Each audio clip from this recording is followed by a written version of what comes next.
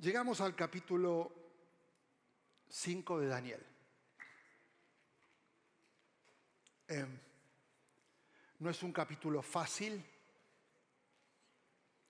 parece una película de terror. Así que lo que voy a intentar en estos 31 versículos que voy a analizar, porque no se podía cortar, es hacerlo de la forma más didáctica posible, justamente para lo último que va a suceder en este capítulo. Así que no lo leas ni te vayas ahora a lo último, a ver qué dice, qué pasó a lo último. Deja que la palabra te vaya sorprendiendo y llevando. Y siempre lo que vamos a hacer es buscar aplicaciones para que hoy puedas tomar decisiones. Así que estate orando para que hoy Dios, a través del Espíritu Santo, te pueda guiar a tomar alguna decisión si es que estás urgido y necesitando cambiar algo en tu vida. Interesante porque la semana pasada terminamos el capítulo 4 y entre el 4 y el 5, aunque el cambio es abrupto del último versículo al primero, suceden cosas demasiado fuertes en Babilonia, cosas que van a definir el futuro de Babilonia, como por ejemplo que Nabucodonosor muere después de 45 años de reinado. Eso está entre el 4 y el 5. Así que su hijo Nabonidus es coronado nuevo rey, es el hijo de él. Acuérdate que no había una esposa, había muchas esposas, así que es un hijo de una de sus esposas. ¿Sí? No hay una madre, era alguien que tenía la herencia, pero no se sabe cuál era la esposa.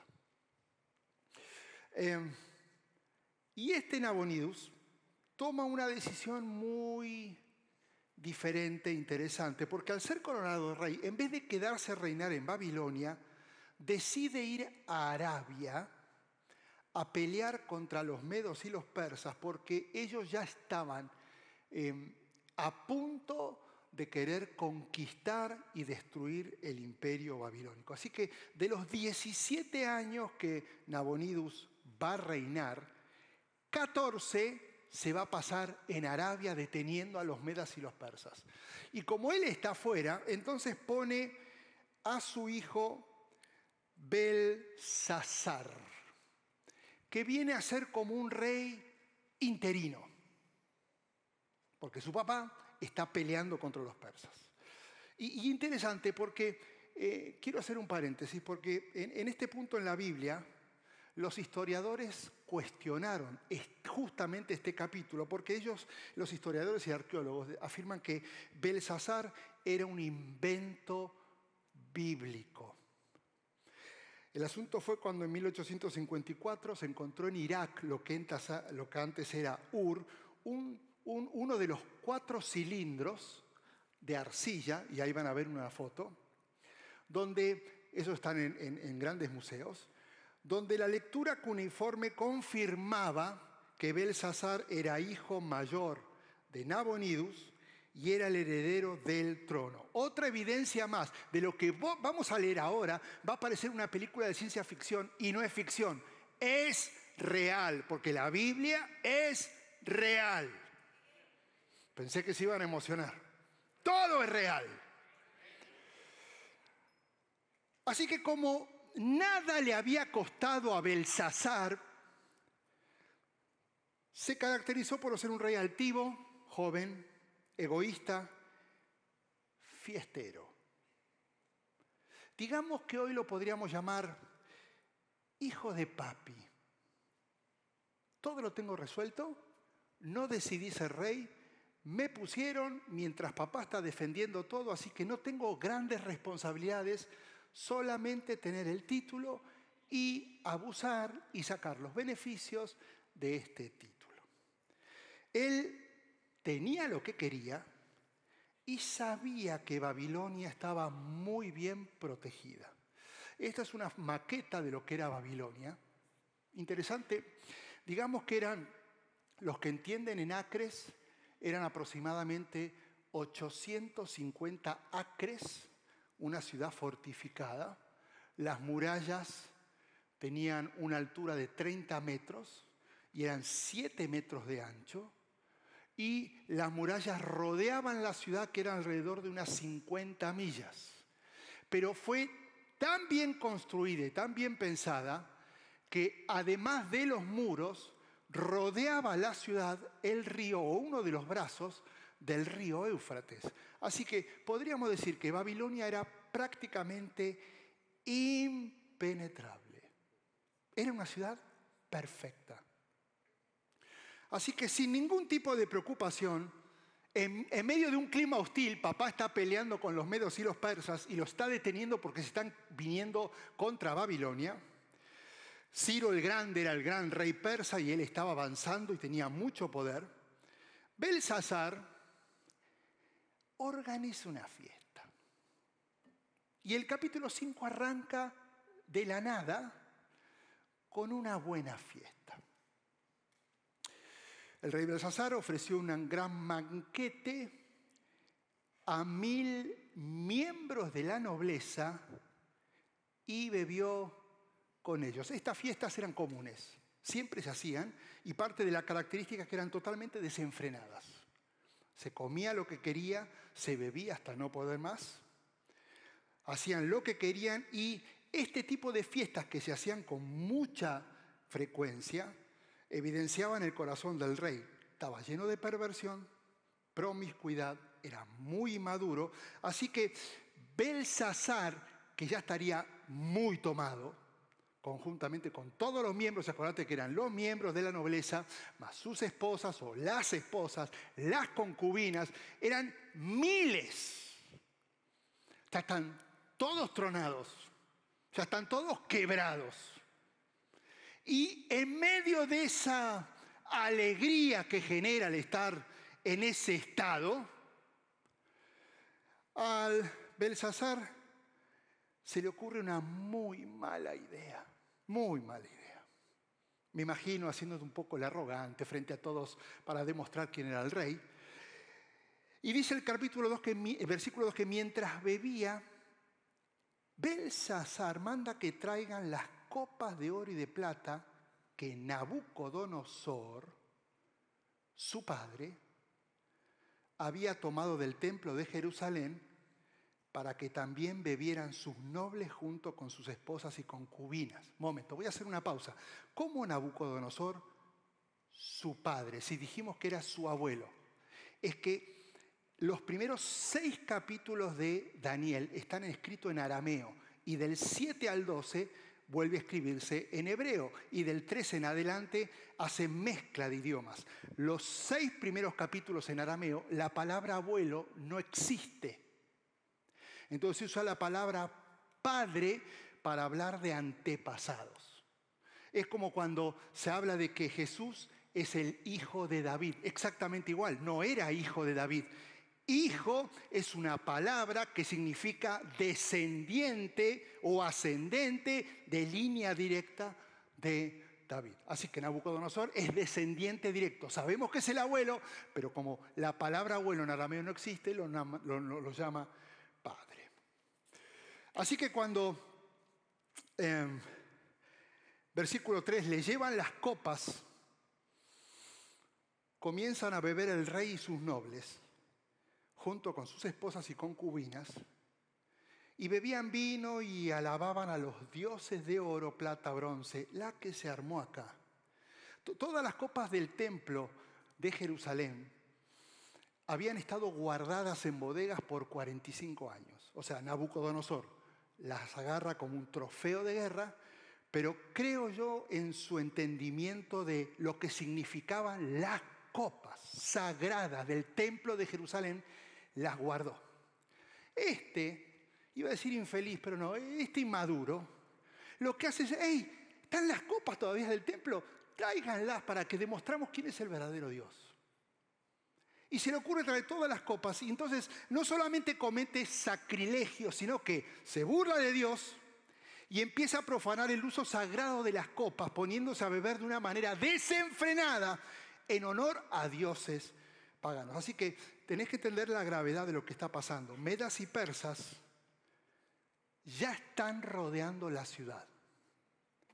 Están a punto de entrar y conquistar Babilonia. Y Belsasar, para levantar la moral, organiza una fiesta con características inmorales, de las cuales nunca van a despertar, porque esa iba a ser la última noche de todos.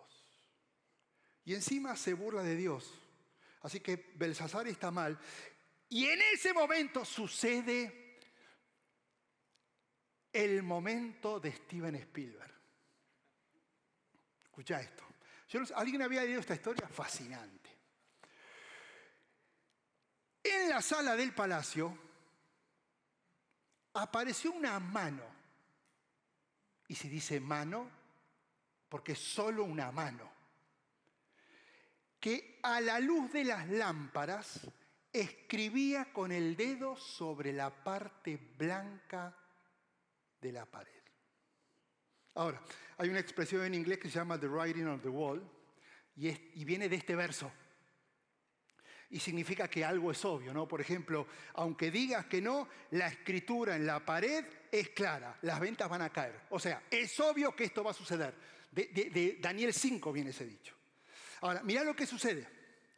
Mientras el rey observaba la mano que escribía, el rostro, claro, obvio, se le palideció de susto, las rodillas comenzaron a temblarle y apenas podía sostenerse. O sea, esto es una película de terror. Ahora, sumale esto, están borrachos. O sea, que cada uno diría, no, estamos delirando, porque estamos todos tomados. Encima de esto agregale que hay muy poca luz. Así que si era algo brillante, estaba iluminando todo el lugar. Y de repente una mano empieza a escribir sola, sin cuerpo. A todo esto hay que sumarle que Belsasar sabe qué es lo que está pasando con los medas y los persas y no le importa nada.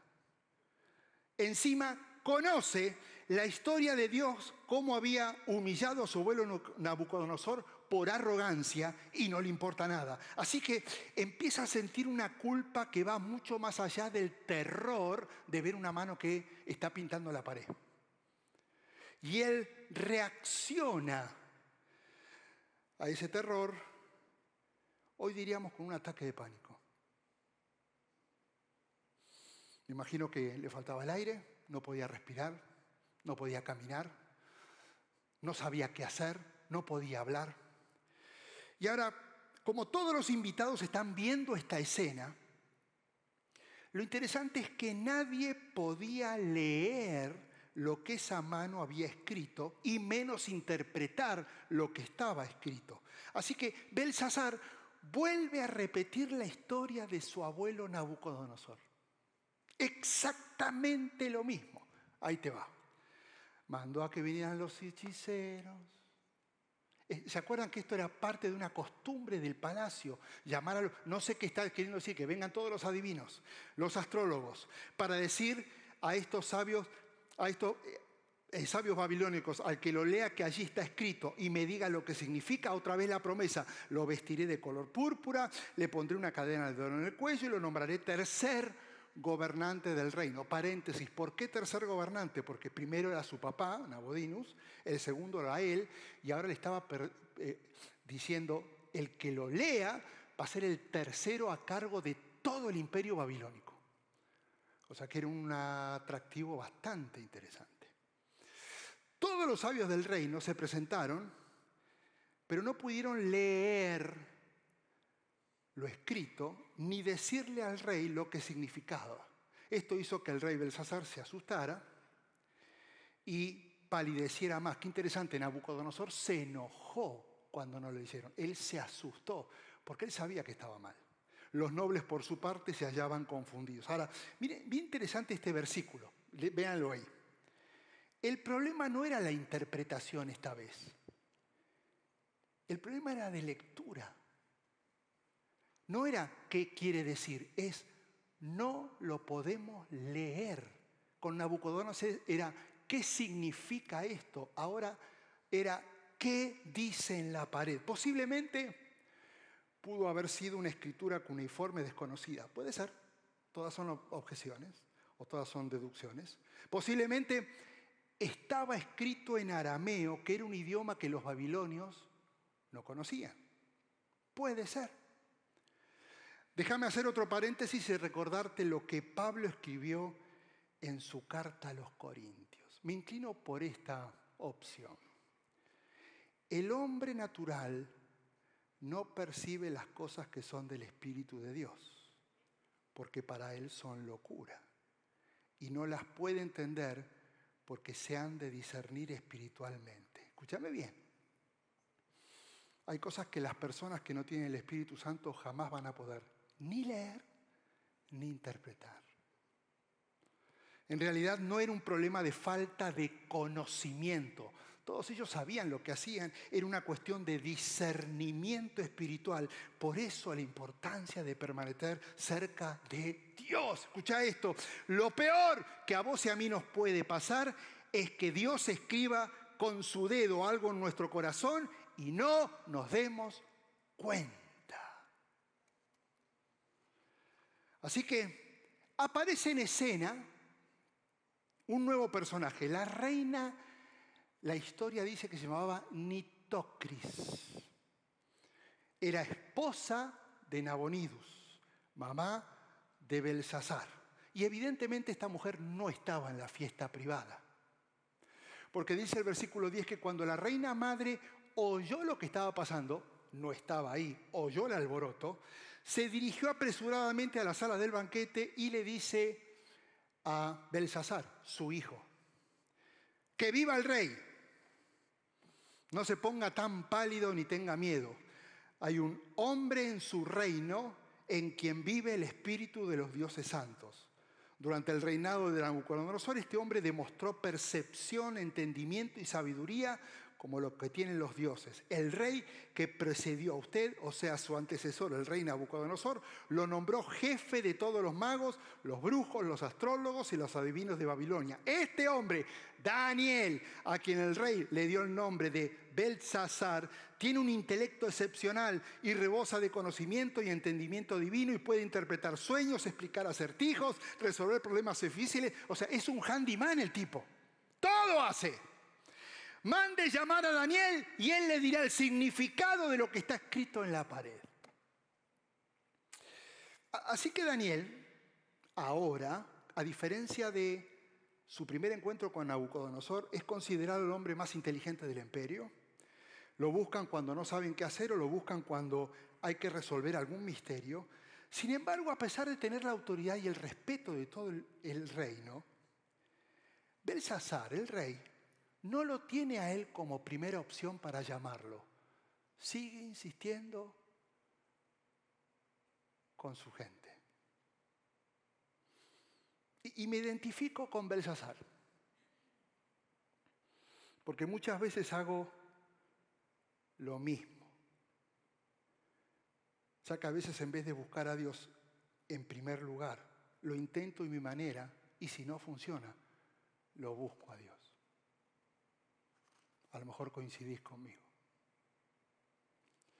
Así que el rey le habla a Daniel como si nunca lo hubiera visto, siendo el hombre más sabio y conocido del reino. Daniel fue llevado a la presencia del rey y éste preguntó, ¿así que tú eres Daniel? ¿Me vas a decir que no lo conocía? Uno de los exiliados que mi padre, otra vez padre, no como papá, sino como antepasado, trajo de Judá.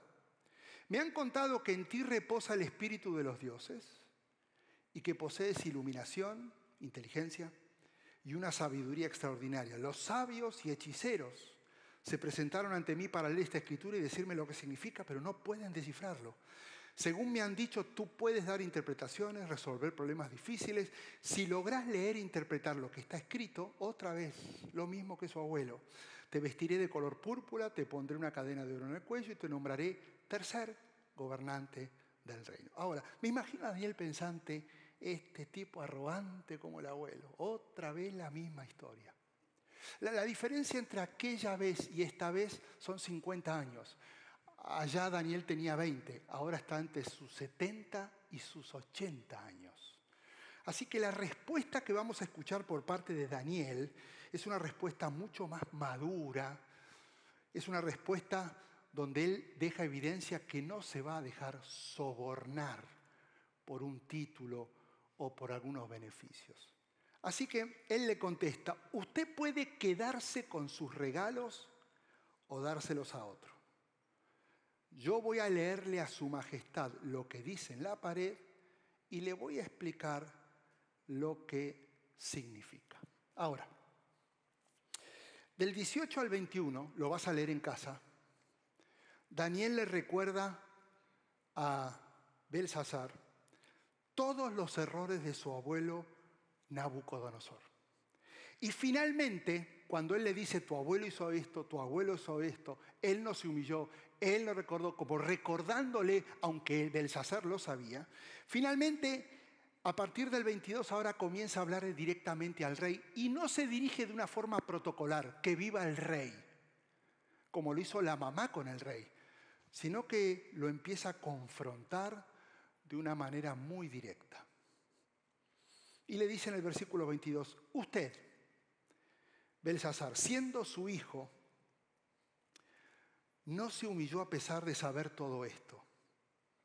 Por el contrario, se ha opuesto al Señor del cielo, mandando traer de su templo las copas para que beban en ellas usted y sus nobles, sus esposas y concubinas. Usted glorificó a los dioses de oro, plata, hierro, madera y piedra, dioses que no pueden ver, ni oír, ni entender, pero no glorificó al Dios en cuyas manos se encuentran su vida y todos sus caminos.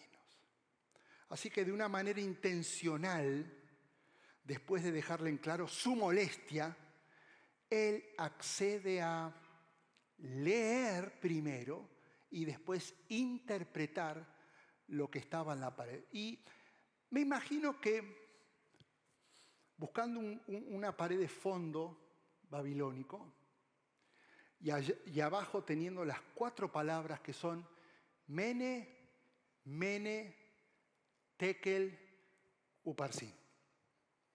Que por cierto, ese es el título de mi sermón. Daniel comenzó a leer lo que estaba escrito y le dijo, lo que dice ahí es Mene, Mene, Tekel, Uparsin.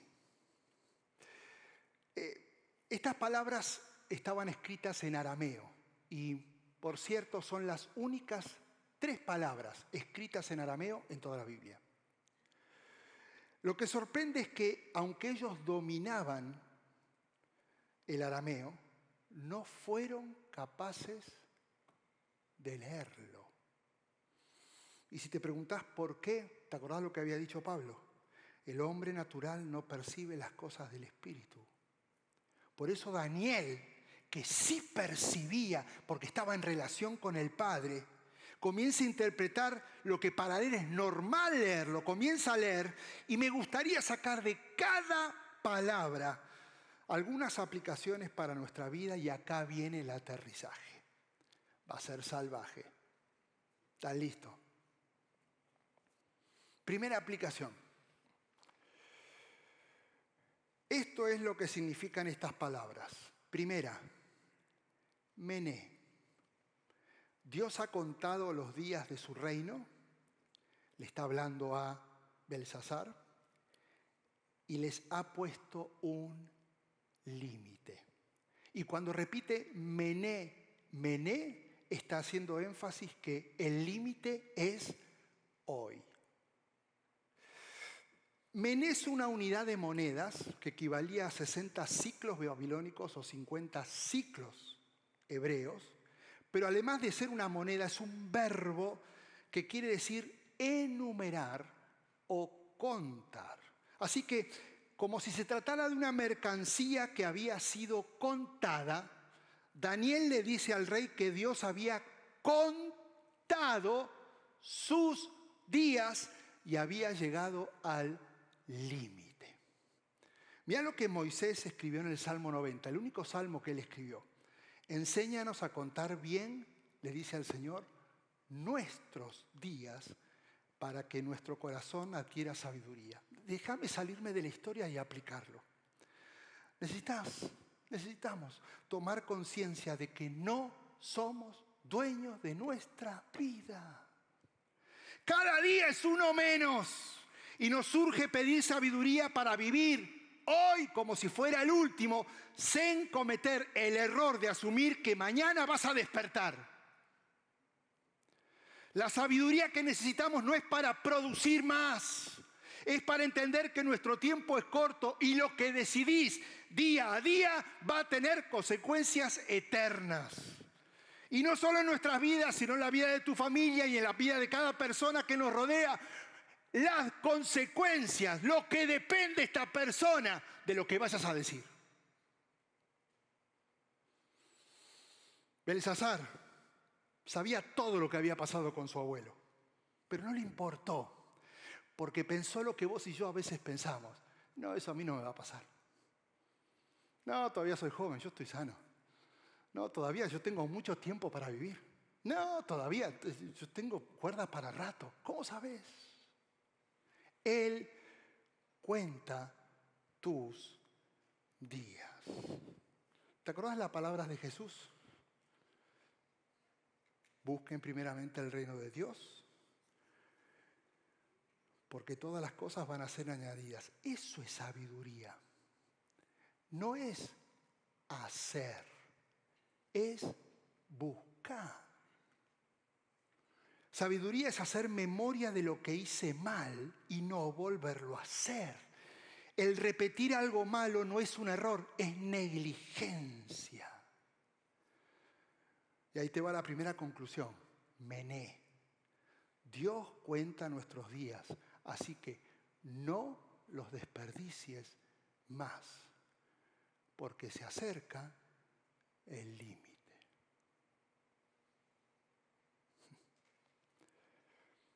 Daniel le explica ahora la segunda palabra.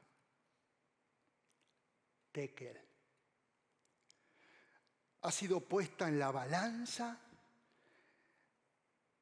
y no pesa lo que debería pesar. Uy, esta palabra. Tekel es una unidad de moneda también, pero en vez de valer 60 ciclos, vale un ciclo. O sea que no tiene valor. Y también es otro verbo que significa pesar, de balanza. En la interpretación de Daniel, imagínate él explicándoselo a Belsasar. Belsasar había sido puesto por Dios en una balanza divina para pesar sus acciones y el resultado era uno muy claro. Belsasar es un fraude. Escúchame bien, Dios solo no cuenta nuestros días, sino que cada día pesa lo que decidimos y lo que hacemos. Él pesa nuestra calidad moral, Él pesa cada una de las actitudes. Y esto Samuel lo sabía muy bien. No os jactéis más con tanto orgullo, no salga la arrogancia de vuestra boca, porque el Señor es Dios de sabiduría y por Él son pesadas las acciones. Belsasar no solo ignoró a Dios, sino que se burló de Dios. Participó en actos de idolatría, blasfemó contra Dios. Así que mientras Dios contaba sus días, iba pesando sus decisiones en una balanza y el resultado indicaba que él vivía haciendo lo que quería y no le importaba nada. ¿Puedo hacerte una pregunta? ¿Cuánto pesás?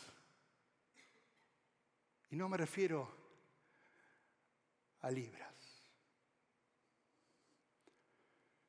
¿Qué resultado podríamos descubrir al pesar tu vida en la balanza divina de Dios? O mejor dicho, ¿ya suponés cuál puede llegar a ser el peso de tu vida? Y aclaro que la salvación no es por obras, es por gracia, porque Jesús murió por nuestros pecados. Pero nosotros somos responsables de las decisiones que tomamos. Y tenemos que vivir acorde a lo que decidimos creer. Por eso, todo camino del hombre es recto en su propia opinión. ¿Vos sos recto? Sí, claro, yo amo a Dios. pero Jehová es el que pesa los corazones. Dios no solo quiere que nuestras palabras sean correctas, Él quiere que nazcan de un corazón sincero. Dios no solamente desea que siempre aparentemos amar a todos, Él desea que reflejemos su amor. Escucha bien, una cosa es lo que creo de mí mismo, lo pongo en la balanza de mi vida y obtengo un resultado aprobado. Otra cosa es lo que Dios ve en mi corazón, lo pone en su balanza y obtengo un resultado. Es el mismo. Y no se trata de hacer el bien a través de buenas obras, porque como la maldad está en nuestra naturaleza, vos y yo vamos a seguir pecando. No alcanza con hacer buenas obras. Se trata de tomar la decisión de permanecer y obedecer a Jesús para que nuestro corazón llegue a tener el peso que Dios está esperando de nosotros y poder agradarse.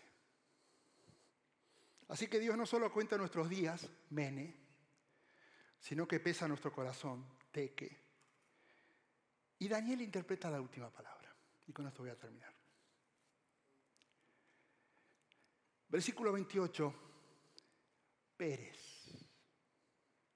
Su reino se ha dividido y entregado a medos y persas.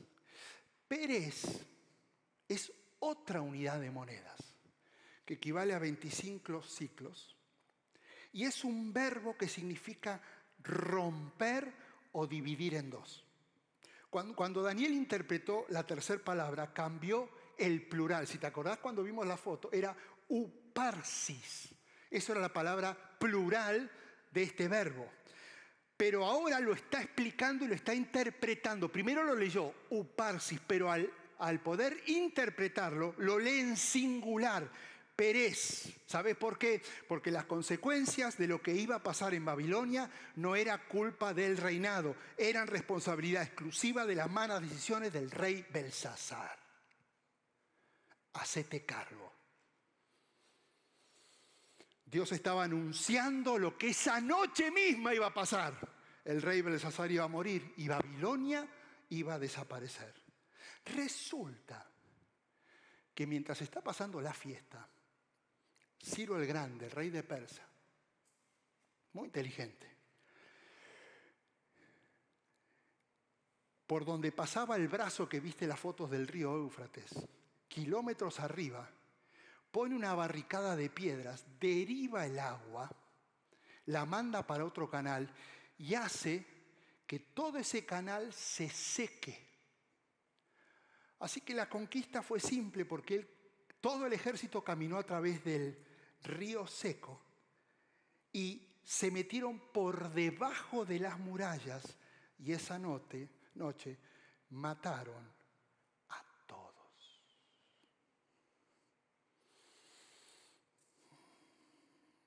¿Seremos conscientes del amor de Dios hacia nosotros? Que Él nos amó tanto que dio a Jesús para que todo aquel que en Él crea no se pierda, mas tenga vida eterna. Hemos minimizado este verso. Porque si nuestro futuro dependiese de lo que pensamos, hacemos o hablamos, no la hicimos. Porque todos tenemos algo de Belsasar en nuestra vida. Podés sentirte seguro con todo lo que construiste. Pero si vivís lejos de Dios, el enemigo se te va a meter por el lugar menos pensado, con el objetivo de destruir todo lo que construiste con tanto esfuerzo. Lo bueno es que, como estamos acá, todavía tenemos vida. Eso quiere decir que Dios sigue contando nuestros días. Mené. Y cada día que pasa, Él sigue pesando nuestro corazón. ¿De qué? Y hoy que estás aquí, estás aún frente a una nueva oportunidad de tomar decisiones sabias para que Dios al final del día, en su balanza divina, el resultado sea: buen siervo y fiel, sobre poco fuiste fiel, sobre mucho te pondré, esta invitación es la que anhelo. Entra en el gozo del Señor. Y quiero que cierres un instante, porque esto es serio.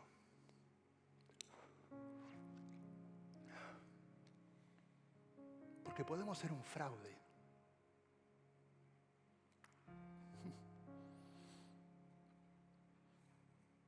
Podemos fingir algo que en realidad no somos. Y terminamos siendo como Belsasar. Él sabía todo. Sabía todo lo que Dios había hecho con Nabucodonosor. Sabía de Daniel los milagros y todo cómo Dios lo usaba. Y a él no le importó.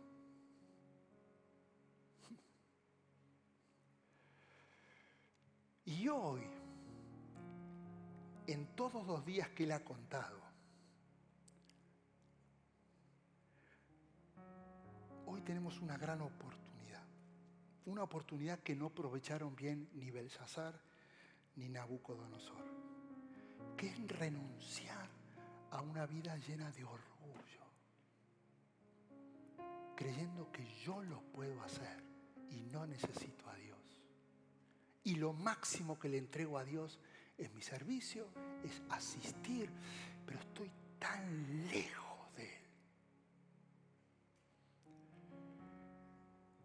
Y qué buen tiempo para pedirle al Espíritu Santo que hoy nos llene de su presencia. Pero para eso hay que arrepentirse, hay que humillarse, para que Dios vuelva a escribir con su dedo en tu corazón y tengas la capacidad de leer lo que Él te puso, de interpretar lo que Él te puso y glorificar y agradecer por su propósito en tu vida. Pero eso antes requiere algo. Volver a reconectarte con el Señor. Por eso quiero que cierres tus ojos.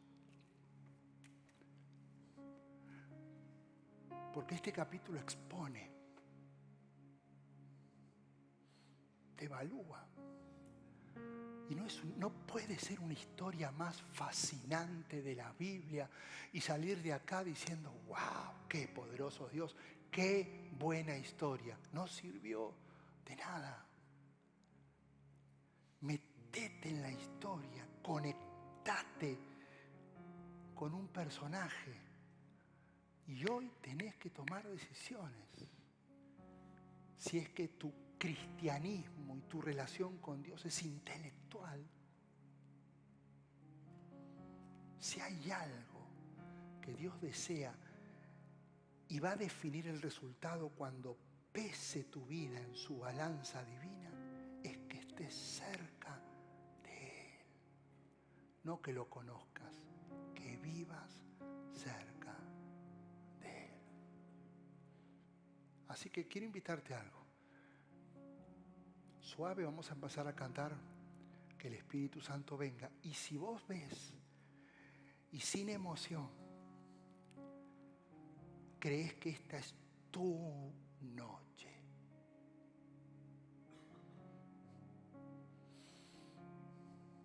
esta es tu oportunidad para que no termines como Belsasar, sino que el Señor pueda decir, buen siervo. Entonces tenés que tomar la decisión que creas que hay que tomar. Y si tenés que reconocer que estás lejos de Dios, esta es la noche. Y haz lo que quieras. ¿Querés pasar al frente? Pasa. ¿Querés ponerte de pie? Ponete de pie. ¿Querés arrodillarte? Arrodillate. Esto no es para mostrar. Esto es para reconectarte con Dios. Haz lo que quieras, pero hacelo para que agrades al Señor.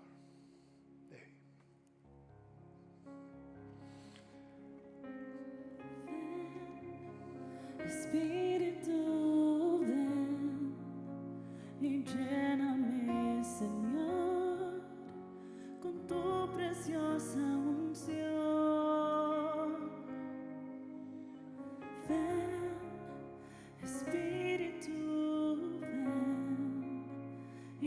lléname, Señor, con tu preciosa unción. Purifícame y lávame, renuévame, restáurame, Señor, con tu poder. Purifícame y lávame, renuévame, restáurame, Señor, te quiero conocer. Ven, Espíritu, ven y lléname, Señor, con tu preciosa unción. Ven, Espíritu, ven y lléname, Señor, con tu preciosa unción. Purifícame y lávame, renuévame, restáurame, Señor, con tu poder. Purifícame y lávame, renuévame, restáurame, Señor, te quiero conocer.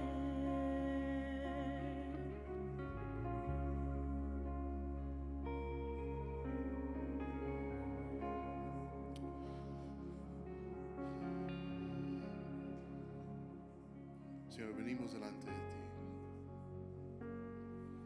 Si el salmista examina mi corazón, examina nuestro corazón, Dios.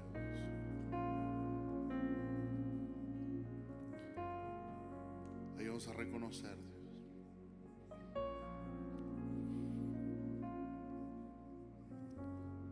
reconocer que sin ti no somos nada. Derriba las barreras del orgullo que no nos permiten ver más allá.